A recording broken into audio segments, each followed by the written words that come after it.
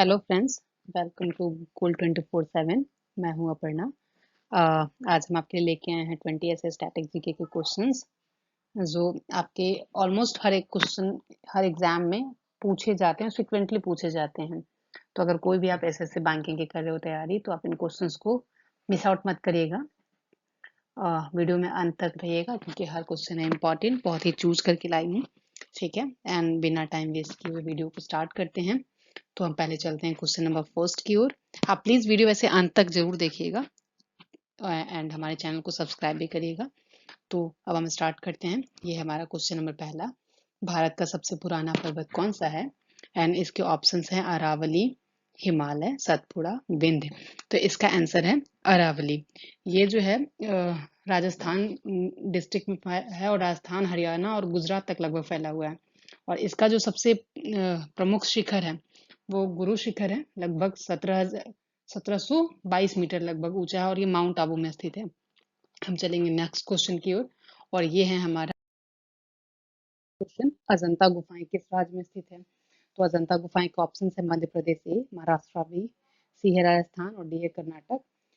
तो इसका जो आंसर है वो है महाराष्ट्र। इसके बारे में हम जान लेते हैं कि ये महाराष्ट्र जो है अजंता गुफाएं वो औरंगाबाद जिले में स्थित है।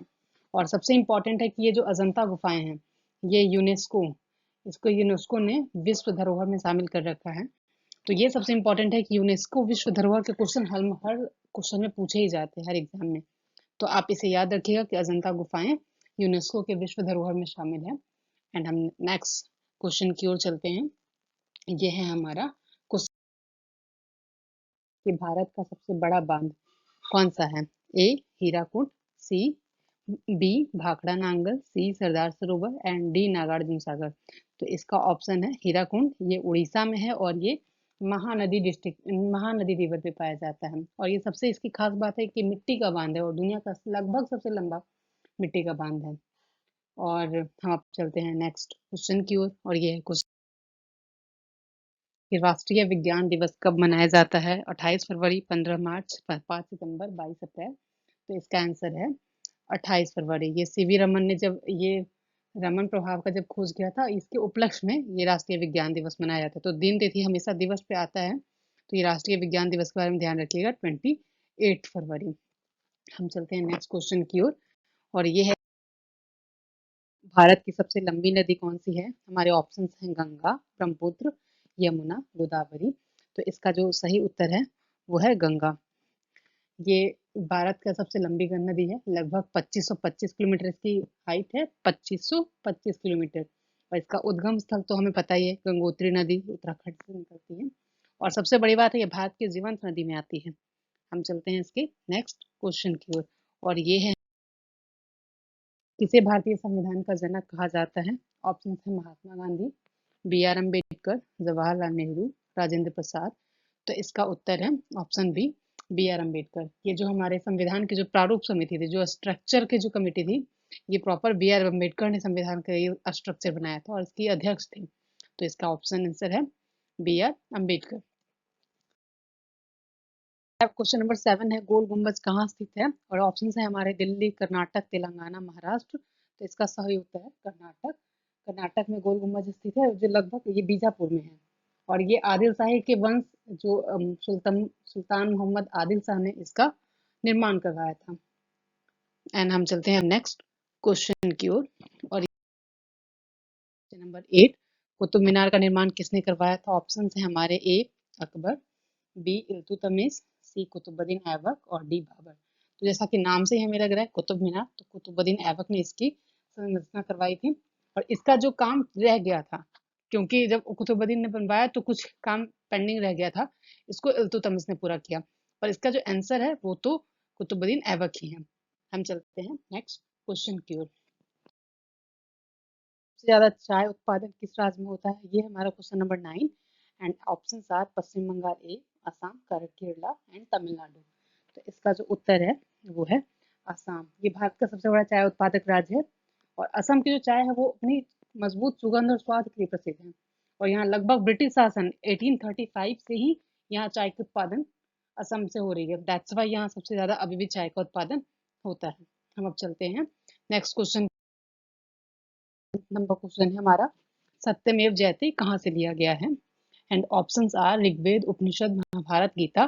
तो ये उपनिषद से लिया गया है और वो भी मुंडको उपनिषद से लिया गया है। और ये हमारा राष्ट्रीय आदर्श वाक्य भी है, सत्यमेव जयते।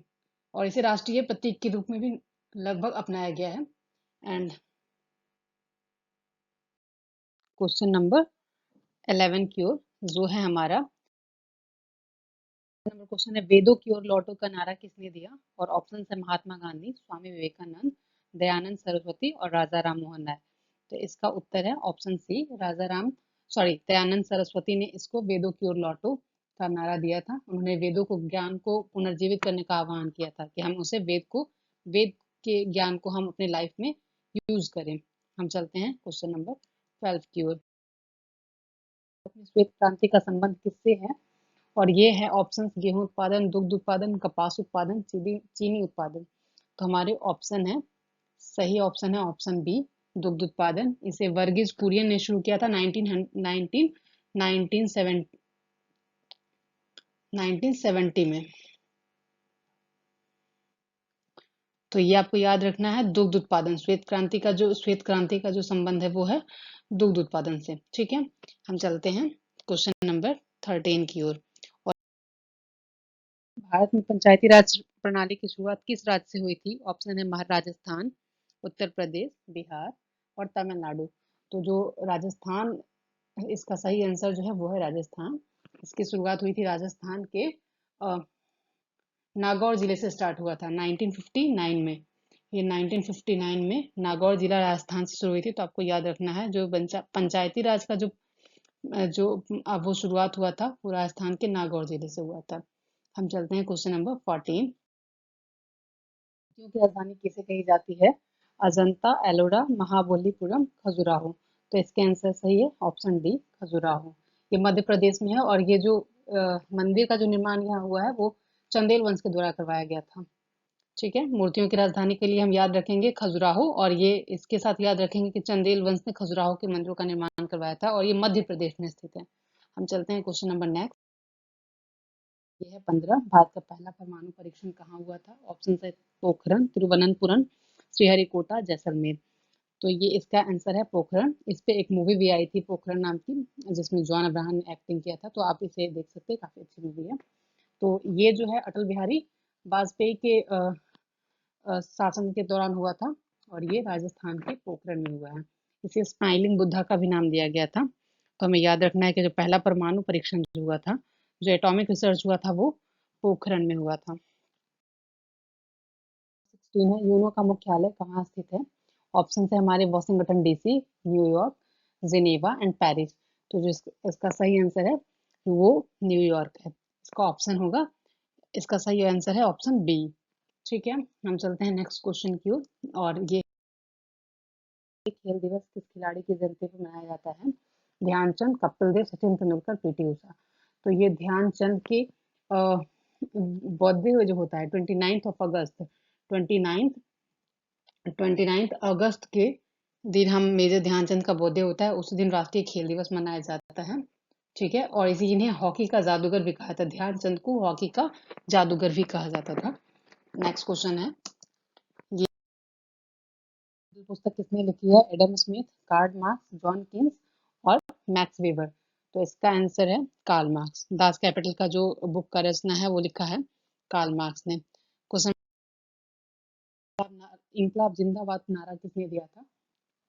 भगत सिंह, बाल गंगाधर तिलक, चंद्रशेखर आजाद, सुभाष चंद्र बोस। तो इसका आंसर है भगत सिंह। इनकलाब जिंदाबाद को जो नारा है वो भगत सिंह ने दिया था और इसका अर्थ है लगभग कि क्रांति अमर रहे। ठीक है, और ये हमारा आखिरी क्वेश्चन बहुत इंपॉर्टेंट है। हड़प्पा सभ्यता हमेशा पूछी जाती है। हड़प्पा सभ्यता की खोज किस वर्ष हुई थी? तो ये ऑप्शन है हमारे 1901, 1921, 1947, 1935। तो इसका उत्तर है 1921।